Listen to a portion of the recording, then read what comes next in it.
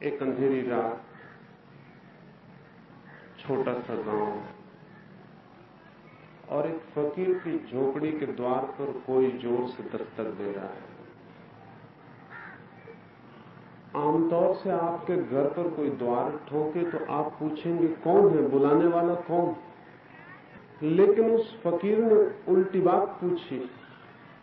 उस फकीर ने पूछा किसको बुला रहे हैं, किसको बुलाया जा रहा है।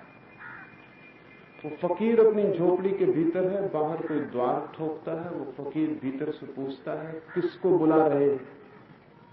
आमतौर से ऐसा नहीं पूछा जाता, पूछा जाता है कौन बुला रहा है। उस बाहर से द्वार पीटने वाले आदमी ने कहा मैं बायजीद को बुलाता हूं, बायजीद घर में है। और फिर भीतर से वो फकीर जोर से हंसने लगा, हंसता ही चला गया।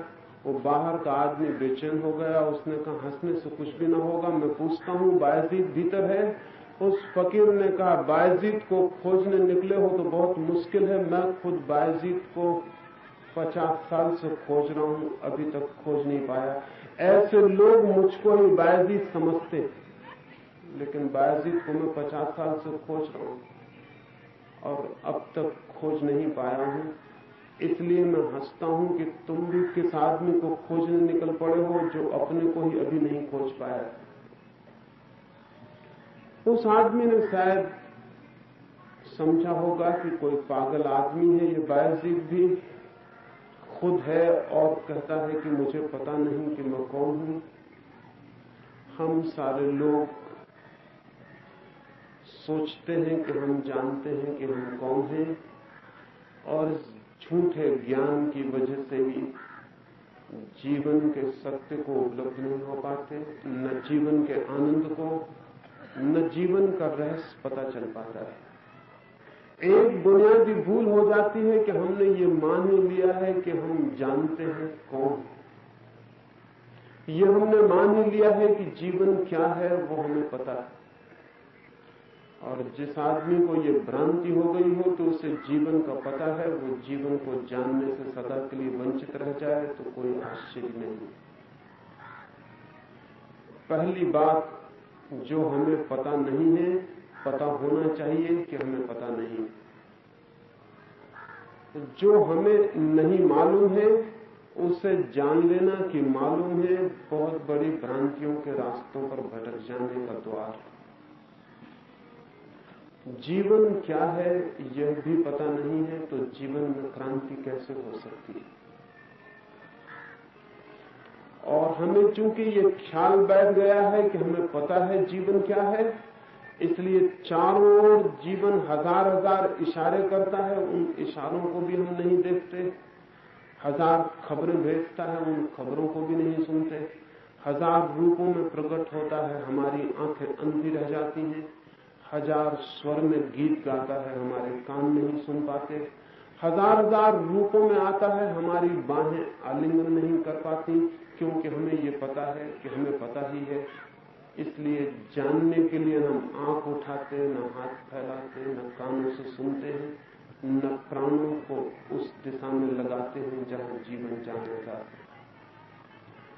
और भी आश्चर्य की बात है कि जो हम जीवन को बिल्कुल नहीं जानते, जीवन की हजार भांति निंदा करते हैं, जीवन को हजार गालियां देते हैं, जीवन की हजार भूलें खोजते हैं, जीवन में हजार कांटे खोज लेते हैं। जिन्हें जीवन के एक भी फूल का पता नहीं है वो कांटों का ढेर लगा लेते हैं, और जिन्हें रोशनी की एक किरण नहीं मिली वो अंधकार को इकट्ठा करते चले जाते हैं। ऐसे हम लोग हैं। हमारे जीवन में कैसे क्रांति हो सकती है? एक छोटी सी कहानी से मैं इन सूत्रों की चर्चा को शुरू करना चाहता हूं। मैंने सुना है एक सम्राट अपने पहाड़ी राज्य के हिस्से से गुजरता था। कभी नहीं आया था उस मार्ग पर। दुर्गम पहाड़ियां थीं और उन दुर्गम पहाड़ियों में बहुत गहरे घनी खोहों में बसे हुए लोग थे। पता था कि वो उसके राज्य की सीमा है, लेकिन कभी वहां गया नहीं। उस राज्य से गुजरा तो हैरान हो गया। उस पहाड़ के रहने वालों को मकान बनाने का पता ही नहीं था। वे वृक्षों के नीचे ही सोते थे और वर्षा होती थी तो चट्टानों के नीचे छिप जाते थे। उन्हें मकान बनाने की कला का कोई बोध ही नहीं था, उन्होंने मकान देखे भी नहीं थे। वे कभी मैदानों में उतर के ना आए थे और मैदानों के लोग कभी वहां न जाते थे। वो राजा वापस लौटा तो उसने अपने सबसे बड़े शिल्पी को बुलाया, राजभवन बनाने वाले सबसे बड़े कारीगर को बुलाया और उस कारीगर को कहा कि जाओ उस राज्य में एक सुंदर भवन बनाओ ताकि जो ठहरना चाहें वो ठहर सके, जिनको जरूरत हो वो मेहमान बन सके और वहां के लोग मकान बनाना सीख जाएं। वहां कोई मकान ही नहीं। वो शिल्पी उस राज्य में गया। बहुत बड़ा महल बनाने के लिए राजा ने आज्ञा दी थी। उतने लोगों को वहां तक ले जाना कठिन था। फिर ये भी उचित था कि वहीं के लोगों से काम करवाया जाए ताकि वो महल बनाना भी सीख जाएं और सारा उनका फैलाव पहाड़ों में दूर दूर तक बसे हुए लोगों तक महल बनाने की खबर भी पहुंच जाए। उसने जाके लोगों को इकट्ठा किया और उसने कहा कि मैं सम्राट के द्वारा भेजा गया हूं कि यहां एक महल बनाऊं। वे लोग हंसने लगे। उन्होंने कहा महल तो कुछ होता ही नहीं। ये क्या झूठी बातें हमसे कर रहे हैं आप? महल क्या होता है? बहुत मुश्किल था उन लोगों को बताना कि मकान क्या होता है, क्योंकि मकान उन्होंने नहीं देखा। और वे सारी भीड़ आपस में हंसने लगी और आपस में सोचने लगी, यह आदमी कोई धोखेबाज मालूम होता है, कोई षड्यंत्रकारी मालूम होता है, हम गरीब सीधे आदमियों को भटकाना चाहता है। मकान कभी देखा है, सुना है? वहां भीड़ उन्हीं लोगों की थी। वो अकेला कारीगर शिल्पी बहुत मुश्किल में पड़ गया। जीवन में उसने बहुत महल बनाए थे, लेकिन उन लोगों को समझाना मुश्किल था कि महल क्या होता है। और वे अपने अज्ञान में इतने ठहरे हुए थे कि उन्होंने ये इनकार कर दिया कि महल हो भी सकता है। फिर भी उस शिल्पी ने मेहनत की और उसने कहा कि मैं तुम्हें बना के बताऊंगा। उसने कुछ लोग चुने। सारे लोग ही महल बनाने के लिए खुद मजदूर बनना चाहते थे, क्योंकि बहुत संपत्ति राजा की तरफ से मिलने को थी। लेकिन सभी लोग नहीं चुने जा सके। उतने लोगों की जरूरत भी न थी और वे उतने कुशल भी न थे, उतने बुद्धिमान भी न थे। जो बुद्धिमान लोग थे और जिनकी संभावना था कि वो महल बना सकेंगे, उनको शिल्पी ने चुना और महल बनाना शुरू किया। जो लोग नहीं चुने गए थे, उन्होंने जाके आसपास खबर फैलानी शुरू कर दी कि उसने अपने ही आदमियों को चुन लिया है, मालूम होता है, और ये महल हम नहीं बनने देंगे। ये महल खतरनाक है। जिस चीज का हमें पता नहीं है उसे हम अपनी भूमि पर बनने दें, ये उचित नहीं है। और उन्होंने हजार तरह की अफवाहें उड़ाई कि इस महल में जो जाएगा वो मर जाएगा, ये महल जो बनेगा तो हमारा राज्य अभिशाप से भर जाएगा। जो चीज हमने कभी नहीं देखी और हमारे बाप दादों ने नहीं देखी, उस चीज को न हम देखना चाहते हैं और न बनाना चाहते हैं। दिन भर शिल्पी महल बनाता था, रात बाकी लोग आके उसकी ईंटें उखाड़ के फेंक देते थे। वो महल उनके लिए बनाया जा रहा था और वे ही उस महल को उखाड़ने की दिन रात कोशिश करते थे। बहुत मुश्किल से उन्हें समझा कर राजी किया जा सका कि पूरा बन जाने दो, फिर तुम्हें पसंद ना आए तुम गिरा देना। आधे के करीब महल बन के तैयार हुआ होगा और तब गांव के आसपास के लोगों ने खबर उड़ाई कि ये हमारे लिए नहीं बन रहा है, ये शिल्पी स्वयं अपने लिए बना रहा है। क्योंकि हमने कभी सुना है कि किसी आदमी ने पहाड़ चढ़ के किसी दूसरे के लिए कोई सेवा का काम किया हो। कौन किसी दूसरे के लिए कुछ करता है? उस शिल्पी ने बहुत समझाया कि मैं तुम्हारे लिए बना रहा हूं, लेकिन कोई कभी मानने को तैयार नहीं हुआ। कौन किसी के लिए पहाड़ आके मेहनत करता है? ये शिल्पी अपने लिए ही बना रहा है। जो लोग उसके साथ काम किए थे, उसने उन लोगों को भेजा कि तुम समझाओ उन्हें उनकी भाषा में। उन्होंने जाके समझाया, लेकिन उन लोगों ने कहा ये सब उस शिल्पी के नौकर हैं, उसके जासूस हैं, उसका भोजन खाते हैं और उसकी बजाते हैं, इनकी बात हम नहीं सुन सकते। शिल्पी को स्वयं भेजो, वो हमें समझाने आए। शिल्पी को समझाने गया। जो समय लगाना जरूरी था महल के बनाने में, वो उन लोगों को समझाने में लग रहा था जिनके लिए महल बनाया जा रहा है। वो 1000 काम छोड़ के लोगों को समझाने गया। उन लोगों ने कहा अब तुम समझाने आए हो, जब हमने दोषारोपण किया तब तुम उत्तर देने आए हो। उत्तर पहले दिया जाना चाहिए था। उस शिल्पी ने कहा पहले मैं उत्तर कैसे देता, तुमने पूछा इसलिए मैं कहने आया हूं। उन लोगों ने कहा हमें तुम बुद्धू मत समझो, इतना हम काफी समझते हैं कि कोई आदमी पहाड़ पे चढ़ के हमारे लिए मेहनत करने नहीं आएगा, इसके पीछे कोई षड्यंत्र और हम मुसीबत में पड़ जाएंगे, हम ये महल नहीं चाहते। उसने बहुत समझाने की कोशिश की। उन लोगों ने कहा तर्क से समझाना व्यर्थ है, इतनी बुद्धि हमारे पास है, हम भटकने को राजी नहीं। लेकिन उस भीड़ में किसी एक समझदार आदमी ने कहा कि अगर ये आदमी कहता है कि सम्राट ने भेजा है महल बनाने को, तो इसके पास कुछ प्रमाण पत्र होने चाहिए। उन सारे लोगों ने कहा अगर प्रमाण पत्र हो तो हमें दिखा दो। वो आदमी, वो शिल्पी प्रमाण पत्र लेकर आया, लेकिन उस पूरे राज्य में कोई पढ़ना लिखना नहीं जानता। वे सारे लोग कहने लगे हमें बुद्धू बनाने की कोशिश करते हुए, इस कागज पर सिर्फ काली लकीरें खींची हुई हैं और कुछ भी नहीं, प्रमाण पत्र कहां है? उस शिल्पी ने कहा ये प्रमाण पत्र है, सम्राट के हस्ताक्षर है, लेकिन वहां कोई पढ़ने वाला नहीं था। तब बड़ी मुश्किल हो गई और वे लोग ये कहने लगे कि हमें धोखा दिया जा रहा है, इसमें तो कुछ भी लिखा हुआ नहीं है, इसमें तो कोई प्रमाण पत्र नहीं है, कागज है और काली लकीरें। जो पढ़ना नहीं जानते हो उन्हें लिखा हुआ काली लकीरों से और कुछ भी नहीं होता, उससे ज्यादा नहीं होता है। बड़ा मुश्किल उस भीड़ में एक आदमी बाहर आया और उसने कहा कि मैं पढ़ना जानता हूं, लेकिन शिल्पी को एक तरफ ले जाकर उसने कहा कि मैं इतना 1000 रुपया चाहूंगा तो मैं पढ़ के बता सकता हूं।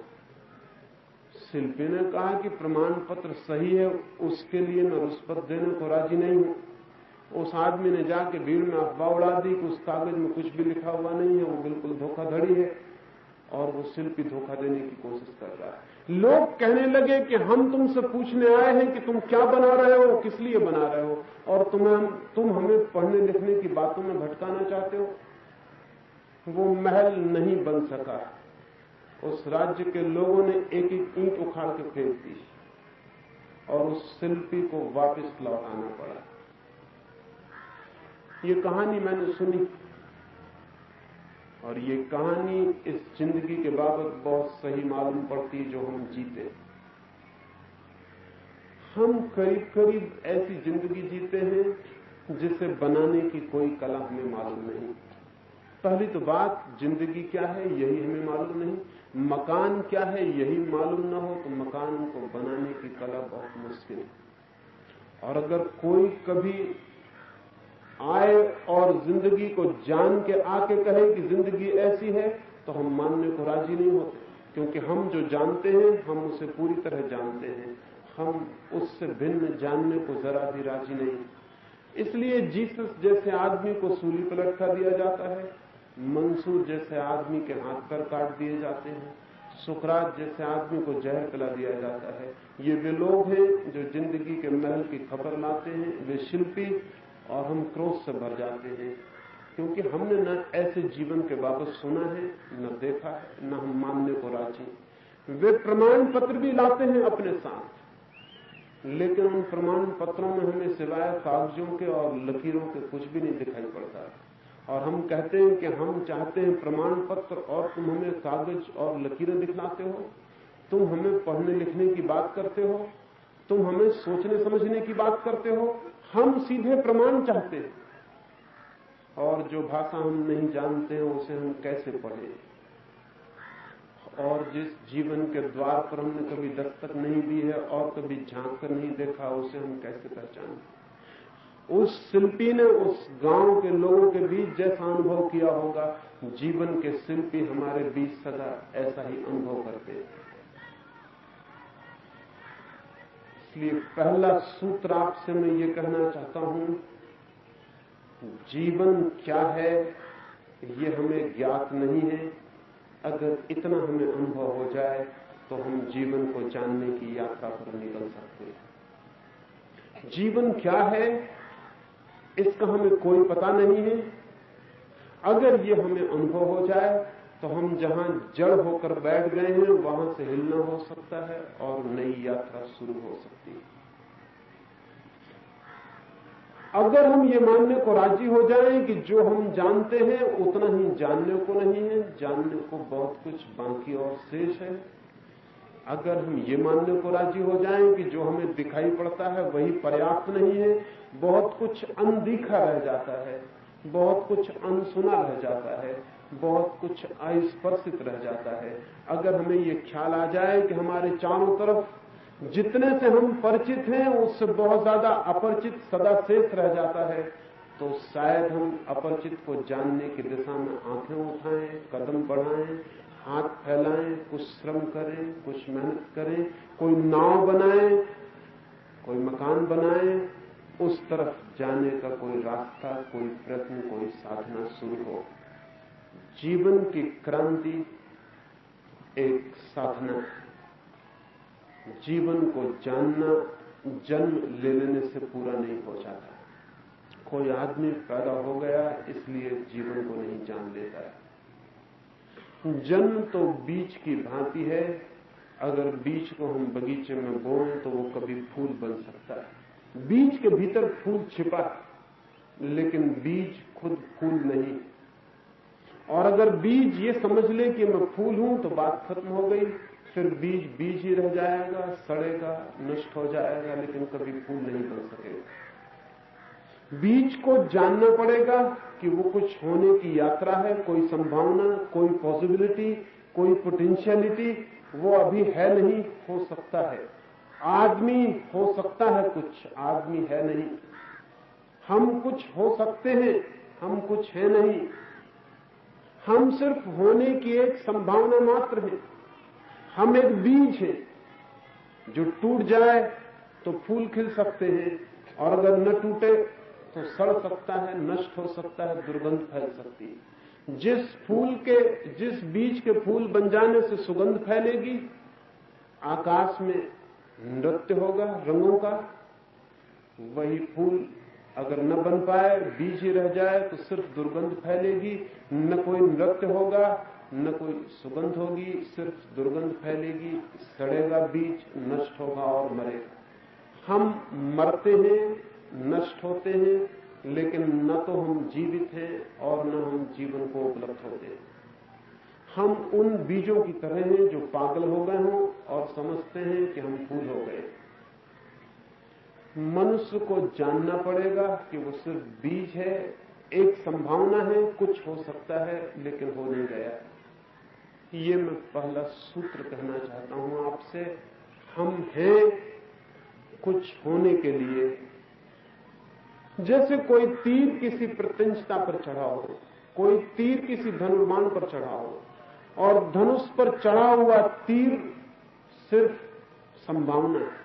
वो जा सकता है वहां जहां अभी गया नहीं, वो पहुंच सकता है उन लक्ष्यों पर जो बहुत दूर है, लेकिन अभी वो धनुष पर चढ़ा है, अभी कहीं गया नहीं। आदमी धनुष पर चढ़ा हुआ तीर चल जाए तो परमात्मा तक पहुंच सकता है, रुक जाए तो धनुष पर ही रह जाता है। हम शरीर पर चढ़ी हुई आत्माएं हैं, चल जाएं तो परमात्मा तक पहुंच सकते हैं, रुक जाएं तो कब्र के अतिरिक्त और कहीं नहीं पहुंचते, कहीं नहीं पहुंच सकते। लेकिन जन्म को ही हमने सब कुछ समझ लिया। एक आदमी पैदा हो जाता है और मान लेता है कि बस बात पूरी हो गई, अब जीना है। जो जीवन मिला ही नहीं उसे जिएंगे कैसे? सिर्फ जन्म मिला है, जन्म जीवन नहीं है। जन्म केवल मौका है, चाहे तो जीवन मिल सकता है, चाहे तो नहीं भी मिल सकता है। लेकिन चारों तरफ सारे लोग मानते हैं कि यही जीवन है। बच्चा पैदा हो गया, बड़ा हो गया, शिक्षित हो गया, नौकरी कर रहा है, मकान बना रहा है, धन कमा रहा है और जीवन मिल गया, ये जीवन है। फिर मकान बनाते, धन कमाते, नए बच्चों को पैदा करते, ये आदमी एक दिन मर जाता है।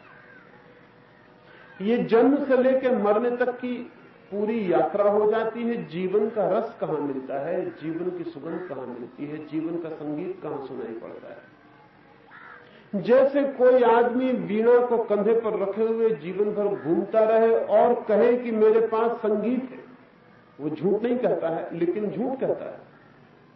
एक अर्थ में वो सही कहता है, क्योंकि वीणा उसके पास है जिससे संगीत पैदा हो सकता है, लेकिन वीणा ही संगीत नहीं है। और एक आदमी जिंदगी भर वीणा को रखे घूमता रहे तो भी संगीत अपने आप पैदा नहीं हो जाए। वीणा स्वयं संगीत नहीं है, वीणा से संगीत पैदा हो सकता है। जन्म स्वयं जीवन नहीं है, जन्म से जीवन पैदा हो सकता है। और कोई चाहे तो जन्म की वीणा को कंधे पर रखे हुए मृत्यु के दरवाजे तक पहुंच जाए, उसे जीवन नहीं मिल जाएगा।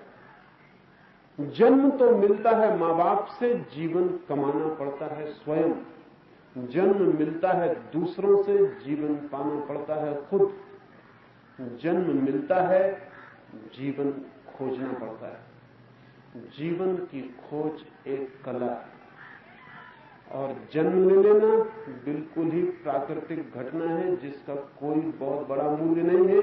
इतना ही मूल्य है कि उसके बाद जीवन मिल सकता है। लेकिन करोड़ों करोड़ों कभी कोई एक आदमी जीवन को उपलब्ध होता है।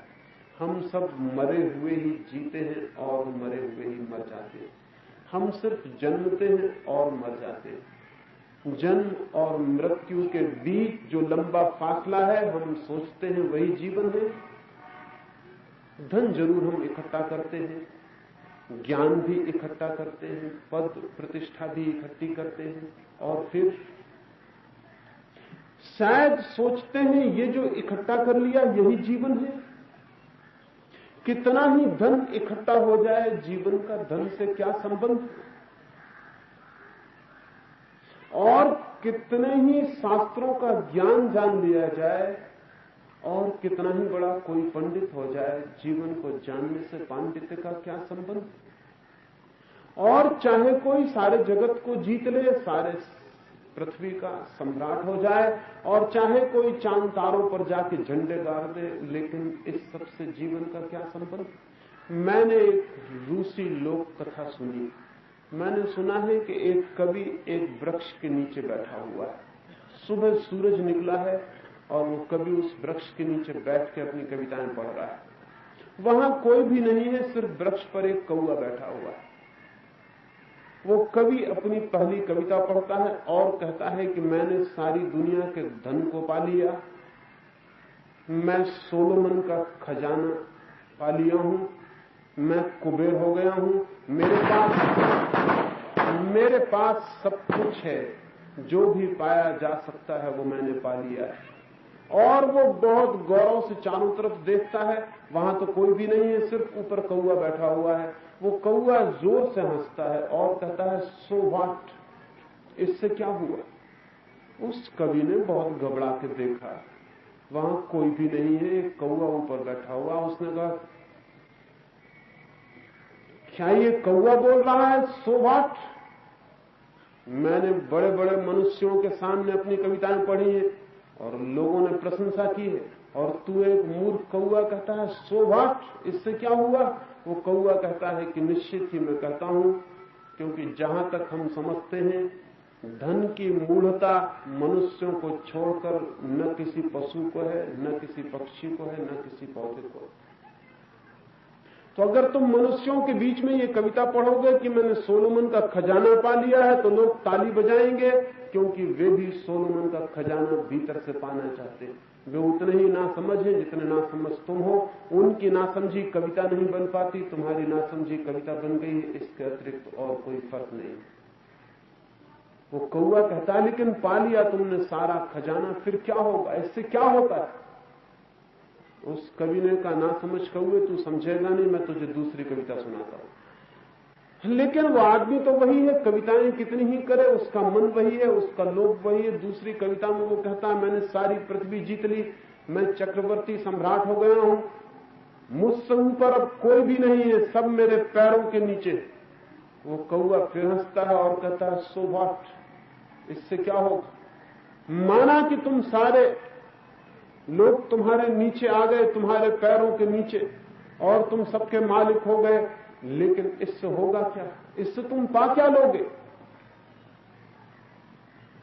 उस कवि ने क्रोध में तीसरी कविता पढ़ी और उसने कहा, छोड़ो इसे भी, मैंने सारे शास्त्र पढ़ लिए हैं, मैंने गीता, कुरान, उपनिषद, बाइबल सब पढ़ लिए हैं, जितना भी ज्ञान है मैंने जान लिया, मुझसे बड़ा कोई ज्ञानी नहीं है, मैं सर्वज्ञ हो गया हूं, मैं सब कुछ जानता हूं। उस कौए ने कहा, सो व्हाट, इससे क्या होगा? तुमने सब जान लिया तो भी क्या होगा? एक चीज फिर भी अनजानी रह गई। तुमने सब धन पा लिया लेकिन एक धन बिना पाया रह गया। तुमने सारा साम्राज्य पा लिया लेकिन एक राज्य अपरिचित रह गया। वो कौआ अपनी बातें कहता जाता है, कभी क्रोध से कविता फेंक कर चल पड़ता है। उस कौए से किसी दूसरे कौए ने पूछा, तू हर बात में कहता गया सो व्हाट, इससे क्या होगा? कविता कौन सी पढ़ी जाती कि तू दाद देता? उस कौए ने कहा, एक ही कविता है जीवन की, और वो जीवन को जानने की। न तो धन को जानने से कविता पैदा होती, और न यश को जानने से, और न पांडित्य को जानने से। एक ही कविता है जीवन की, वो जीवन को जानने से पैदा होती है। और उस कवि को उस कविता का कोई पता नहीं है। जब तक वो कविता ना गाता तब तक मैं कहता ही चला जाता, सो व्हाट। आपसे मैं कहना चाहूंगा कि जब आपका मन कहे कि सारा धन इकट्ठा कर लो, तो अपने से पूछना, सो व्हाट, क्या होगा इससे? और जब मन कहे कि सारी दुनिया जीत लो, राज सिंहासनों पर पहुंच जाओ, तो अपने मन से पूछना, सो व्हाट, इससे क्या होगा? और जब मन इस तरह की दौड़ों की बातें करे, जिनकी बातें मन रोज करता है, तो निरंतर अपने से पूछना, इससे क्या होगा? जब तक मैं स्वयं को नहीं जानता और जीवन के स्वर को नहीं जानता, मेरा सारा जानना, सारा पाना क्या अर्थ रखता है? ये प्रश्न उठ जाए तो आदमी की दुनिया में धर्म की शुरुआत हो जाती है। उस आदमी को मैं धार्मिक नहीं कहता जो पूछता है ईश्वर है या नहीं। धार्मिक आदमी को ईश्वर से कोई भी प्रयोजन नहीं। उस आदमी को मैं धार्मिक नहीं कहता जो कहता है सृष्टि किसने बनाई। सृष्टि के बनाने के न बनाने के प्रश्न वैज्ञानिक पूछ सकते हैं। धार्मिक आदमी को दो कौड़ी का मतलब नहीं है कि किसने बनाई। मैं उस आदमी को धार्मिक नहीं कहता जो कहता है कितने नरक हैं, कितने स्वर्ग। स्वर्ग और नरक से धार्मिक आदमी को क्या प्रयोजन? नरक की चिंता वो करते हैं जो ऐसे काम कर रहे हो कि नरक जाना पड़े, या स्वर्ग की चिंता ऐसे लोग करते हैं जो नरक जाने के काम कर रहे हैं, लेकिन स्वर्ग का पता चल जाए तो कुछ रुष्पत दे के स्वर्ग में भी प्रवेश पा सके। लेकिन धार्मिक आदमी को स्वर्ग नरक से क्या प्रयोजन? धार्मिक आदमी का एक ही प्रश्न है, एक ही जिज्ञासा है, उसका एक ही अल्टीमेट कंसर्न जिसको कहें, उसका जो आखिरी लगाव है वो एक है, इस बात को जान लेने का कि मैं हूं, लेकिन मैं क्या हूं? मेरा अस्तित्व है, लेकिन मेरा अस्तित्व क्यों है? अगर मैं न होता तो क्या हर्ज था, और अगर मैं हूं तो प्रयोजन क्या है?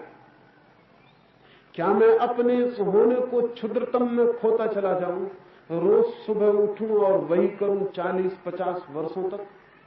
रोज दफ्तर, रोज दुकान, रोज मकान, रोज सोना, रोज खाना। क्या मैं 50 वर्षों तक एक कोल्हू के बैल की तरह यही करता रहूं, या ये भी पूछूं कि मैं क्यों हूं, किस लिए हूं, क्या प्रयोजन है मेरे होने का? धार्मिक आदमी ये जानना चाहता है कि मैं क्यों हूं, आखिर मेरे होने की जरूरत क्या है? और जैसे ही कोई आदमी ये प्रश्न पूछेगा कि मेरी जरूरत क्या है, वैसे ही वो पूछना शुरू करेगा कि मैं ये भी तो जान लूं कि मैं कौन हूं, क्या हूं, कहां से हूं, क्यों हूं। और इस सारी बात की खोज की तरफ अगर ध्यान चला जाए तो जीवन को जाना जा सकता है। लेकिन हम तो जीवन वहां खोज रहे हैं जहां जीवन नहीं। हम तो वहां खोज रहे हैं जहां जीवन का कोई संबंध नहीं। हम वहां खोजते रहे, हम खोजते खोजते खुद मिट जाएंगे और जीवन का हमें कोई पता नहीं पड़ पाएगा। मरते हुए आदमी से पूछो, वो भी यही कर रहा था। जो आप कर रहे हैं, लेकिन उसके पहले भी मरने वाले लोगों से उसने ये नहीं पूछा। हर आदमी मर रहा है और हर आदमी वही कर रहा है जो दूसरे मरने वालों ने किया है, और कोई भी ये नहीं पूछ रहा है कि हम ये क्या।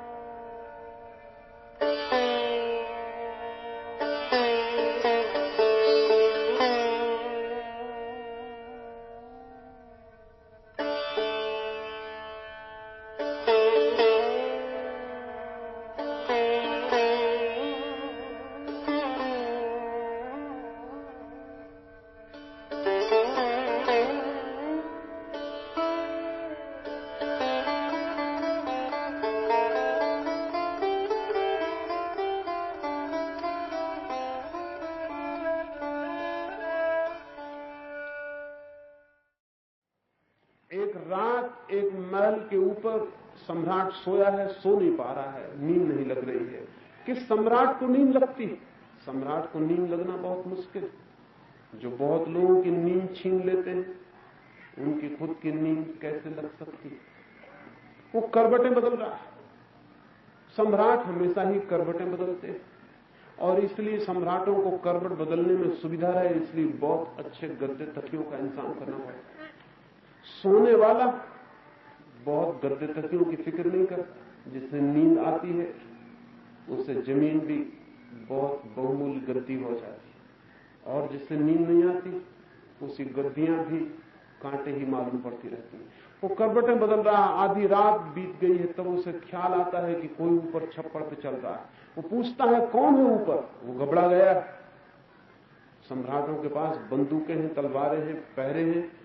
असल में पहरे उन्हीं के पास हैं जो भीतर बहुत डरे हुए हैं। जो भीतर डरा हुआ ना हो उसके आसपास पहरे की कोई भी जरूरत नहीं। सिर्फ डरे हुए आदमी के आसपास बंदूकों के पहरे होते। वो एकदम डर गया है। कौन है ऊपर? उसने चिल्ला के पूछा है। ऊपर से किसी ने कहा घबराइए मत, परेशान मत होइए, आपसे मुझे कोई मतलब नहीं, मेरा ऊंट खो गया है, मैं अपने ऊंट को खोज रहा हूं। उस सम्राट ने कहा कोई पागल आदमी मालूम पड़ते हो।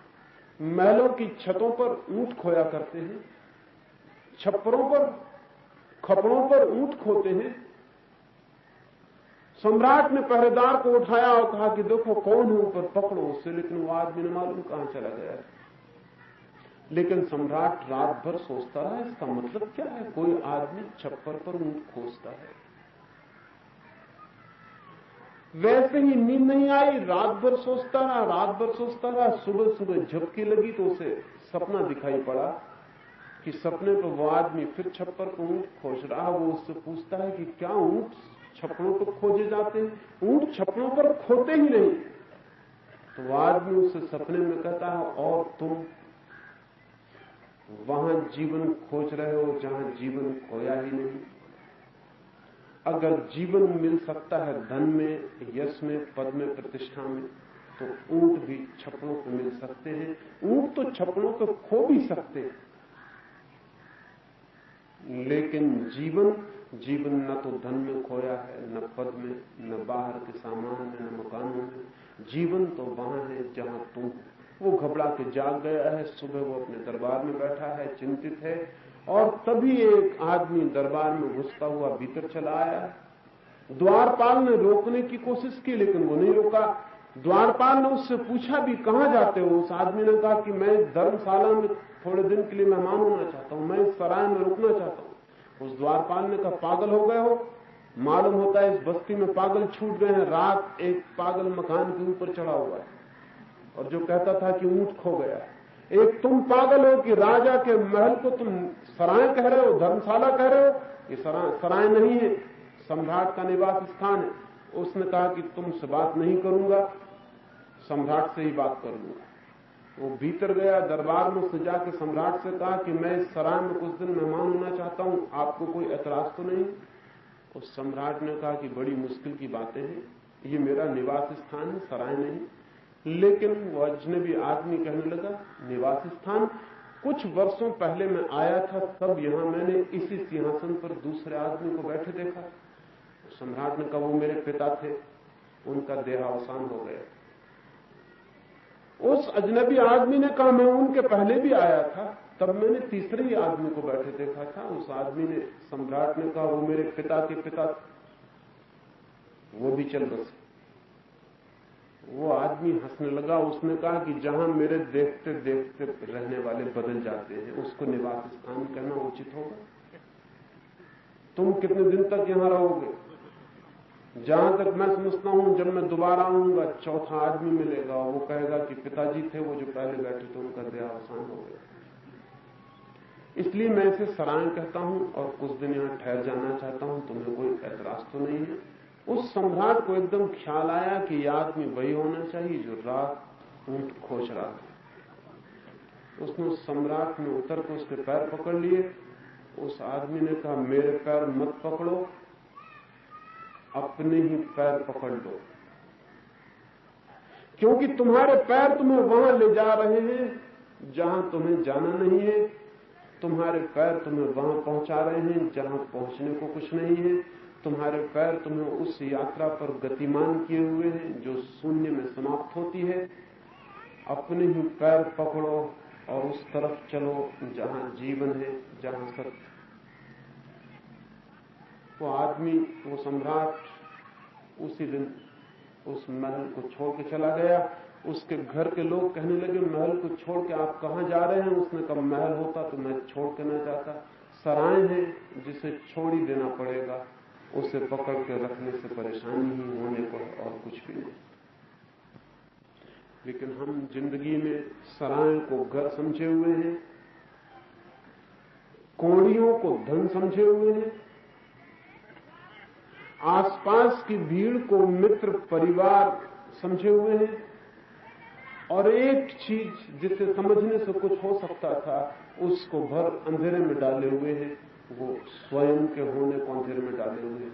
कोई अगर आपकी छाती पे आके द्वार खटखटाए और पूछे कौन है भीतर, तो जैसा बायजीद ने कहा था खोज रहा हूं 50 साल से, मुझे पता नहीं चला, ऐसा आप कह सकेंगे कि खोज रहा हूं पता नहीं चला? खोजा ही नहीं, खोजा ही नहीं है। खोजें और पता न चले तो भी एक बात है, लेकिन खोजा ही न हो तब तो किसी दूसरे को उत्तरदायी भी नहीं ठहराया जा सकता। जीवन क्रांति की दिशा में पहला सवाल है मैं क्यों हूं, यह अस्तित्व क्यों है? हम किस लिए श्वास ले रहे हैं, किस लिए सुबह उठते हैं, किस लिए रात सो जाते हैं? जीवन एक प्रश्न बनना जरूरी, जीवन एक इंक्वायरी बननी जरूरी, जीवन एक जिज्ञासा और खोज बननी जरूरी। लेकिन हम तो दूसरों की मान लेते हैं, खुद तो खोजते नहीं। दूसरे कह देते हैं यही जीवन है, बाप बेटे से कह देता है यही जीवन है और बेटा मान लेता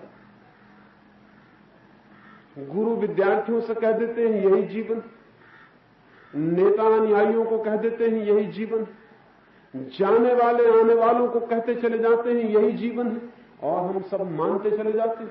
जो इस तरह मानते चला जाता है वो आदमी तो अपने को आदमी कहलाने का हकदार भी नहीं है। उसने अपनी तरफ से प्रश्न भी नहीं पूछा, उसने ये भी नहीं पूछा ये जीवन है, और अगर ये जीवन नहीं है तो फिर जीवन क्या है? हम तो जैसे मालूम होता है जीवन के संबंध में भी लोकतंत्र का उपयोग कर रहे हैं, वोट लेके पता लगा लेते हैं कि जीवन क्या है। जो सारे लोग कहते हैं वो हम मान लेते। मैंने सुना है एक गांव में एक आदमी मर गया, वो मरा नहीं था, बेहोश हो गया। लेकिन गांव के लोग तो जल्दी में होते हैं, कोई मर जाए तो जल्दी उसे विदा करना चाहते हैं। जगह खाली हो, एक और आदमी उसकी जगह आ सके। एक राष्ट्रपति मरता है, वो मर भी नहीं पाता, दूसरे की दौड़ शुरू हो जाती है। उसको पहुंचा भी नहीं पाते कि जहां पहुंचाने जाते हैं वहां चेहरे तो लटके रहते हैं, लेकिन भीतर खोज जारी रहती है कि कौन बैठा है इसकी जगह। वो आदमी मर गया था, उसे जल्दी से वो कब्र में, उसको जल्दी से उन्होंने बांधा अर्थी और ले चले। वो आदमी मरा नहीं था, सिर्फ बेहोश था। गांव के अधिकारियों ने भी प्रमाण पत्र दे दिया कि वो मर गया है। जिंदा आदमी की कोई तलाश नहीं करता, मरे हुए आदमी की कौन तलाश करता है। प्रमाण पत्र दे दिया गया कि वो मर गया है, वो उसे ले गए। वो जब उसे कब्र में उतारने को नीचे उतारा तो वो आदमी करवट लेके उठ के बैठ गया और उसने कहा, लेकिन मैं जिंदा हूं। गांव के लोगों ने कहा, ऐसे कैसे हो सकता है, हम प्रमाण पत्र लाए हैं कि तुम मरे हो, और अधिकारी ने दिया हुआ, और हमारा अधिकारी कभी भूल नहीं कर सकता। उस आदमी ने कहा, होगा ये, लेकिन मैं जिंदा हूं। लेकिन उन लोगों ने कहा, हम कैसे मान सकते हैं, ऐसा कभी हुआ नहीं। उस आदमी ने चारों तरफ नजर दौड़ाई, 50 आदमी उसको विदा करने आए थे। उसमें गांव का एक न्यायाधीश भी था, उसके निष्पक्ष होने का ख्याल था। उसने उस न्यायाधीश से हाथ जोड़े कि आप कृपा करके कुछ निर्णय करें, मैं जिंदा हूं। उस न्यायाधीश ने कहा, आप लोगों ने कथित मरे हुए आदमी का वक्तव्य सुना, आप सब लोगों की क्या गवाही है। उन सब लोगों ने कहा, हम कैसे, अधिकारी के खिलाफ हम कैसे बोल सकते हैं, सारे गांव के सामने प्रमाण पत्र दिया गया है कि आदमी मर गया, हम मानते हैं कि आदमी मर गया। उस न्यायाधीश ने कहा, तब मैं भी निर्णय देता हूं कि इसे दफना दिया जाए, कि आदमी जिंदा नहीं। आप क्यों हंसते? वो तो मरने के संबंध में दूसरों से निर्णय लिया था, हमने तो जीवन के संबंध में दूसरों से निर्णय लिया हुआ है। जीवन के संबंध में हम दूसरों की बात माने हुए बैठे। दूसरे कहते हैं यही जीवन, दौड़ो, धन कमाओ, मकान ऊंचा से ऊंचा बनाते चले जाओ, जमीन से चांद तक की यात्राएं करो और मरो, यही जीवन। दूसरे कहते हैं हजारों हजारों साल की गवाही। न्यायाधीश कहते हैं, नेता कहते हैं, समझदार लोग कहते हैं, चारों तरफ की भीड़ कहती है, और इस भीड़ के दबाव में हर आदमी मान लेता है यही जीवन। और मैं आपसे कहना चाहता हूं, ये जीवन बिल्कुल नहीं, ये मरने से भी ज्यादा बदतर। इसका जीवन से कोई भी संबंध नहीं। जीवन कुछ बात ही और, ये सिर्फ आजीविका है, ये लाइफ नहीं है, सिर्फ लिविंग। ये सिर्फ रोटी रोजी कमाना, और रोटी रोजी कमाने का उपयोग है अगर उस जीवन की खोज जारी हो, और अगर उस जीवन की खोज जारी नहीं है तो रोटी रोजी को कमाना बिल्कुल फिजूल, बेमानी, उसका कोई अर्थ नहीं, कोई प्रयोजन नहीं। जिस बीज से फूल आने को ना हो उसमें फिर पानी और खाद डालना बेमानी है। खाद और पानी हम इसलिए डालते हैं कि फूल आ सके, फूलों के लिए खाद और पानी है, लेकिन खाद और पानी हम दिए चले जा रहे हैं, और ऐसा लगता है कि जैसे पौधे का जीवन का एक ही लक्ष्य है कि खाद और पानी मिलता चला जाए। न कभी फूल आते हैं, न कभी सुगंध फैलती है, न कभी कोई वीणा बजती है। क्या है ये, कैसा जीवन? एक प्रश्न उठ जाना जरूरी है, क्या यही जीवन है? बहुत कठिन है प्रश्न पूछना। दूसरों से पूछना तो बहुत सरल है, क्योंकि बंधे बंधाए उत्तर दूसरों के पास तैयार। खुद से पूछना बहुत मुश्किल, क्योंकि वहां बंधे बंधाए उत्तर नहीं है। वहां प्रश्न पूछने का मतलब एक लंबे श्रम और एक साधना और यात्रा से गुजरना है। लेकिन हमने जीवन के सब महत्वपूर्ण प्रश्नों को, जवाबों को बांध के तय करके रख लिया है। सब हमें सिखा दिया गया है, सब कल्टीवेटेड उत्तर है हमारे पास, और जब भी जिंदगी सवाल उठाती है हम फौरन उत्तर दे देते हैं, अपना दे देते हैं, दूसरों से दिलवा देते हैं। हम भी जो उत्तर देते हैं वो भी दूसरों से सीखा हुआ उत्तर ही है, वो भी हमें फीड इन किया गया है, वो भी बचपन से हमारे दिमाग में डाला गया है। अगर कोई आदमी कहता है कि नहीं ये जीवन नहीं है, शरीर का जीवन जीवन नहीं है, आत्मा का जीवन जीवन है, वो आदमी भी हो सकता है किसी किताब में पढ़ कर कह रहा हो, किसी गुरु से सुन कर कह रहा हो, और 100 में 99 मौके यही है तो उसने किसी से सुन के ये बात कही। अगर वो सुन के कह रहा है तो ये भी बेमानी है, इसमें भी कोई अर्थ नहीं। कौन जानता है आत्मा है या नहीं? खुद ही जानना पड़ेगा, दूसरे के उत्तर काम नहीं दे सकते। कौन कह सकता है कि शरीर के साथ सब नहीं मर जाता है? जो जानता है वही कह सकता है, लेकिन उसके कहे हुए का उपयोग दूसरे के लिए क्या है? दूसरे के लिए तो आकाश में गूंजती हुई आवाज से ज्यादा नहीं है उसकी बात। कोई कहता है कि आत्मा है, मैं कहता हूं कि आत्मा है, क्या मतलब है इससे? आप कोई भी तो मतलब नहीं है। एक शब्द गूंजता है और खत्म हो जाता है, हम शरीर ही रह जाते हैं। इस शब्द के सुनने से हम आत्मा नहीं हो जाते। हाँ, ये हो सकता है कि आप इस शब्द को सीख लें और याद कर लें, और जब जिंदगी सवाल पूछे तो आप कहने लगे मैं आत्मा हूं, मैं अमर हूं, मैं ब्रह्म हूं, मैं परमात्मा हूं। वो सब झूठी बकवास होगी। ये जानना पड़ेगा। ये जानना तब होगा जब ये इंक्वायरी, ये प्रश्न हमारे प्राणों में तीर की तरह उतर जाए, हमारे रोए रोए को घेर ले, हमारा कण कण पूछने लगे कि मैं हूं कौन, मैं किस लिए हूं। हमने कभी नहीं पूछा। अगर प्यास लगाए हमें तो जितने जोर से हम पूछते हैं पानी कहां है, उतने जोर से भी हमने नहीं पूछा कि जीवन कहां है। अगर भूख लगाए तो जितने प्राणों में क्रंदन होने लगता है, उतना भी जीवन के लिए हमारे प्राणों में कभी कोई रुदन नहीं उठा। फिर लोग मेरे पास आते हैं, वो कहते हैं ईश्वर को खोजना है। उनके मन में इतनी प्यास भी नहीं जितनी पानी के लिए हो। वो कहते हैं मोक्ष कहां है, और वे ऐसे पूछते हैं कि जैसे कोई उन्हें उठाए और वहां पहुंचा दे। कौन पहुंचाएगा किसको? और ईश्वर कहीं बैठा है कि आप चले जाएंगे और वो मिल जाएगा? क्या आप किसी मंदिर में हाथ जोड़ लेंगे और नरियल फोड़ देंगे और कोई मंत्र पढ़ लेंगे वो मिल जाए? वो है तो आपके भीतर है। अगर कुछ भी है सत्य तो वो आपके साथ है, उसे खोजना पड़ेगा। खोजना बहुत कष्टपूर्ण है, बहुत आर्डुअस। असल में बंधे हुए उत्तर हमेशा आसान है, लेकिन बंधे हुए उत्तर आदमी को पागल किए दे रहे हैं। सारी दुनिया एक मैड हाउस हो गई बंधे हुए उत्तरों के कारण। मैंने सुना है एक गांव में सम्राट आने को था। गांव के जो खास खास बड़े लोग थे उन सबको सम्राट के सामने दरबार में पेश किया जाने को था। गांव में एक फकीर भी था।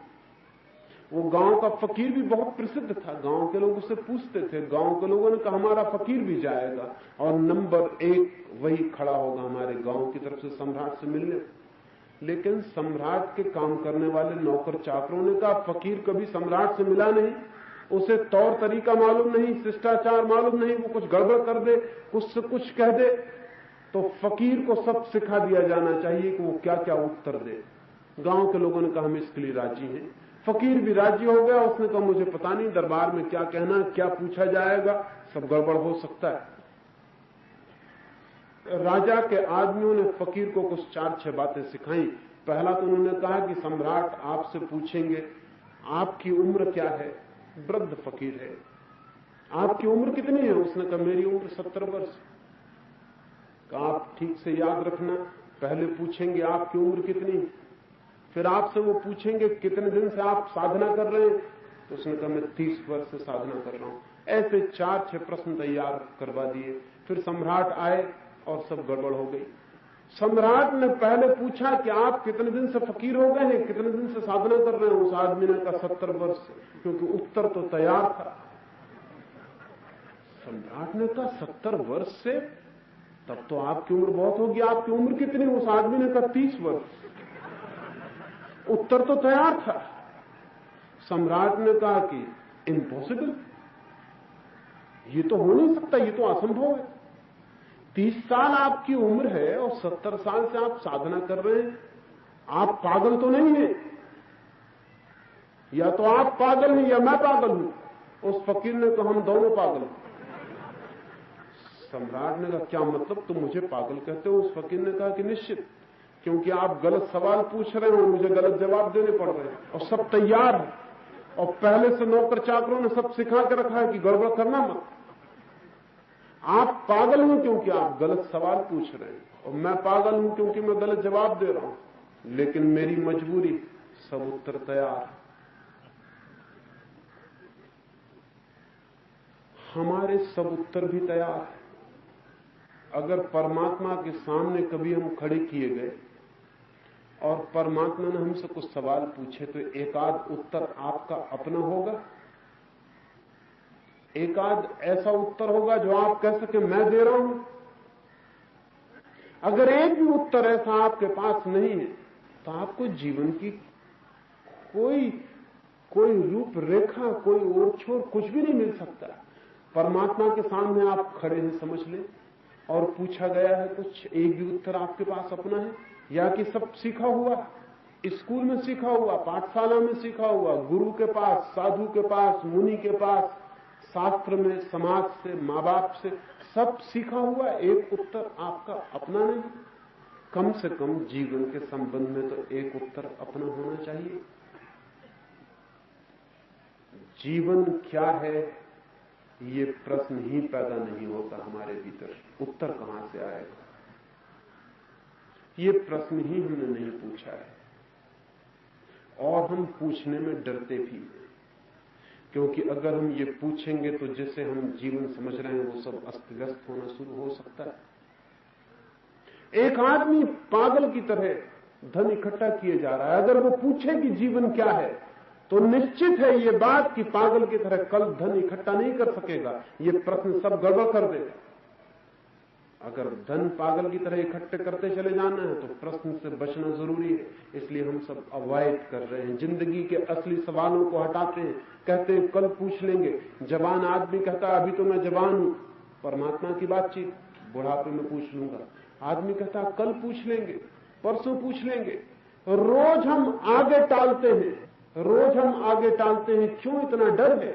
जीवन के असली सवाल जो अभी इसी वक्त पूछे जाने चाहिए, क्योंकि जिंदगी का अगर कोई भी अर्थ खुल सकता है तो अभी और यहां, हियर एंड नाउ, कल नहीं, क्योंकि कल तो है ही नहीं, जब भी है आज और अभी।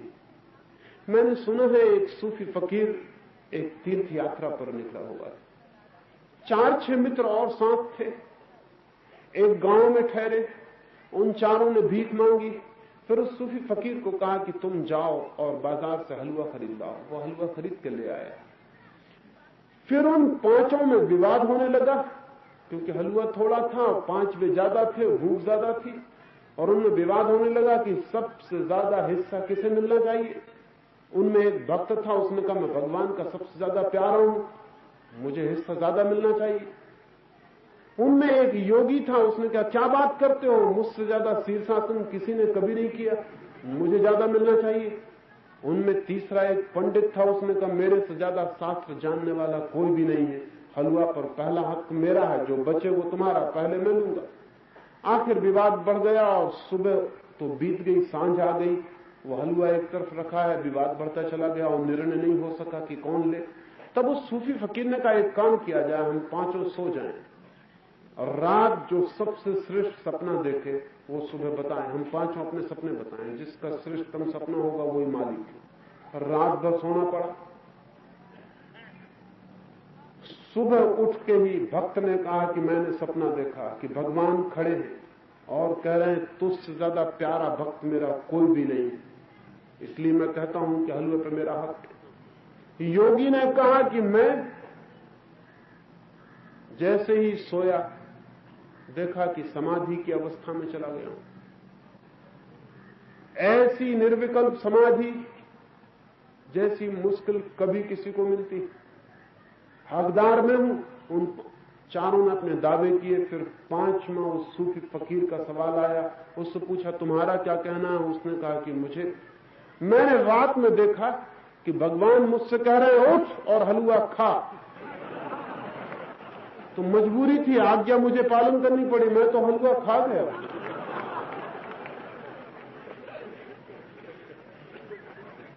उस सूफी फकीर ने अपनी आत्मकथा में ये कहानी लिखी है और उसने लिखा है कि सिर्फ कहानी हंसने के लिए नहीं है, जिन्हें जीवन का स्वाद चखना है उन्हें भी उठ और अभी चख, वही आदेश। वो कल के लिए नहीं हो सकता, और जो सपने देख रहे हैं वो कल के लिए खोते चले जाएंगे। जीवन एक प्रश्न बनना चाहिए। अपनी जिंदगी को एक प्रश्न बनाइए। कठिनाई होगी, बेचैनी होगी, जिंदगी में बहुत प्रश्न वैसे ही हैं, ये प्रश्न और परेशान करेगा, लेकिन इस प्रश्न की बेचैनी बड़ी सार्थक है। अगर ये प्रश्न बेचैन कर दे तो हम बहुत शीघ्र जीवन के द्वार पर भी पहुंच सकते हैं। अगर ये प्रश्न पूरे प्राणों को मथ डाले तो वो अमृत भी निकल सकता है जो मंथन से निकलता है। अगर ये प्रश्न धक्का दे दे और किसी यात्रा पर पहुंचा दे तो हम वहां भी पहुंच सकते हैं जहां प्रभु का मंदिर है। लेकिन ये प्रश्न की बेचैनी लेनी जरूरी है। इसलिए पहला सूत्र जीवन क्रांति के लिए आपसे कहता हूं, एक प्रश्न पूछने वाला चित्त चाहिए। जवाब पकड़ लेने वाला नहीं, उत्तर पकड़ लेने वाला नहीं, प्रश्न पूछने वाला चित्त। हिम्मतवर आदमी पूछता है, नपुंसक और कमजोर केवल दूसरों के उत्तर पकड़ लेता है और बैठ जाता है। कोई हिंदू बन के बैठ गया है, कोई मुसलमान, कोई जैन, कोई ईसाई, कोई सिख, कोई कुछ और। हम सारे लोग कुछ बन के बैठ गए। ये हम कैसे बन के बैठ गए? ये उत्तर हमारे सीखे हुए हैं, ये हमने नहीं पूछे हैं, ये हमने परमात्मा से सीधी टक्कर नहीं ली है, हम आमने सामने खड़े नहीं हुए, हमने कोई एनकाउंटर नहीं किया, हमने जिंदगी को पकड़ के नहीं पूछा है कि क्या हो। हमने दूसरों के उधार उत्तर मान लिए और फिजूल की चीजों को हम नापते फिर रहे हैं। एक आदमी बाजार में 2 पैसे की मटकी खरीदता है तो चारों तरफ ठोक बजाते देख रहा है। एक मटकी 2 पैसे की खरीदने वाला ठोक बजाते देख रहा है। और जिंदगी हम सब उधार बारूद दूसरे के ज्ञान पर बैठे हुए। दूसरे के ज्ञान पर बैठा हुआ आदमी अज्ञान पर बैठा हुआ है। दूसरे के ज्ञान को जिसने अपनी मुट्ठी में बांधा है वो समझ ले उसकी मुट्ठी में कुछ भी नहीं है। दूसरे के ज्ञान के आधार पर जिसने समझ लिया कि मैं जान गया हूं, उससे ज्यादा खतरनाक अज्ञानी खोजना मुश्किल। दूसरों के उधार उत्तर जिसके पास है और अपना प्रश्न नहीं है, वो आदमी मुर्दा है, वो आदमी जिंदा नहीं। एक तीर चाहिए पूछने वाला प्राणों में जो पूछे। और अगर हम पूछने की हिम्मत जुटाएं तो परमात्मा उत्तर देने को हमेशा तैयार, लेकिन हम पूछे ही नहीं तो उत्तर भी उसका नहीं आ सकता है। जो पूछते हैं उन्हें उत्तर मिलता है। एक फकीर था, वो रोज रोज ये कहता था कि द्वार खटखटाओ और द्वार खुलेंगे, जैसा जीसस ने कहा है, knock and the door shall be opened unto you. खटखटाओ और द्वार खुलेंगे। एक बूढ़ी औरत राबिया भी उसकी सभाओं में बैठ के सुना करती थी। वो रोज कहता था खटखटाओ, दरवाजे खुलेंगे। एक दिन राबिया खड़ी हुई और उस बूढ़ी औरत ने कहा, बहुत हो चुका सुनते सुनते, खटखटाओ खटखटाओ। कब तक कहते रहोगे खटखटाओ? द्वार बंद ही नहीं है, आंख खोल कर देखो द्वार खुला हुआ। लेकिन आंख कौन उठाए? प्रश्न से भरी आंख खोज शुरू कर देती है। प्रश्न से भरी आंख उठती है, प्रश्न से भरी आंख पूछती है, और जो पूछता है वो किसी न किसी क्षण उपलब्ध हो जाता है उस उत्तर को, जिसे पा लेने के बाद जीवन क्या है यह हमें दूसरों से नहीं मानना पड़ता। जीवन क्या है यह हम जान लेते हैं। और जब हम जीवन को जानते हैं इस तरह जैसे खून दौड़ता हो अपनी नसों में, और जब हम जीवन को जानते हैं इस तरह जैसे श्वास दौड़ती हो फेफड़ों में, और जब हम जीवन को जानते हैं इस तरह जैसे प्रेम हृदय के कोनों में सरकता हो, और जब हम जीवन को जानते हैं इस तरह जैसे गंगा बहती है, हवाएं बहती हैं, आकाश में तारे खिलते हैं, जब हम जीवन को उसकी पूरी समग्रता में अपने प्राणों से जानते हैं तो एक विस्फोट, एक एक्सप्लोजन हो जाता है। एक नया आदमी हमारी जगह आ जाता है। हम गए, द ओल्ड मैन, वो जो पुराना आदमी था गया, उसकी जगह बिल्कुल नया आदमी आ जाता है। उस नए ताजे आदमी का नाम ही धार्मिक आदमी। इन 3 दिनों में मैं उन सूत्रों की बात करूंगा कि वो नया धार्मिक आदमी कैसे आ जाए। प्रत्येक के भीतर वो मौजूद है, बुलाना है, पुकारना है, उसे बाहर लाना है। ऊपर हम खोल पुराने कपड़े पहने हुए बैठे, इन्हें फेंक देना है। इनके फेंकते ही नया अंकुर भीतर से निकल आएगा और उस अंकुर पर बड़े फूल खिलते हैं। उन खिले हुए फूलों का नाम ही परमात्मा का अनुभव। उन फूलों में बड़ी सुगंध फैलती है, उस फैली हुई सुगंध का नाम ही प्रार्थना है। उन फूलों में बड़ा अमृत है। उस अमृत को जो जान लेता है, उसे जानने को फिर कुछ शेष नहीं रह जाता, और उस अमृत को जो पा लेता है वो सब पा लेता है। उस अमृत को पा लेने वाले से तुम सब छीन लो तो वो हंसता रहेगा, क्योंकि तुम उसका कुछ भी नहीं छीन सकते हो। उसने वो चीज पाली जो नहीं छीनी जा सकती है, और हमारे पास जो कुछ भी है वो सब छीना जा सकता है। जिसके पास वही संपदा है जो छीनी जा सकती है, वो आदमी निर्धन, और जिसके पास वो संपदा आ जाती है जो नहीं छीनी जा सकती, वो आदमी संपत्तिशाली हो जाता है, वो प्रभु के राज्य का मालिक हो जाता है। तो आज एक प्रश्न पूछने के सूत्र पर आपको छोड़ देता हूं।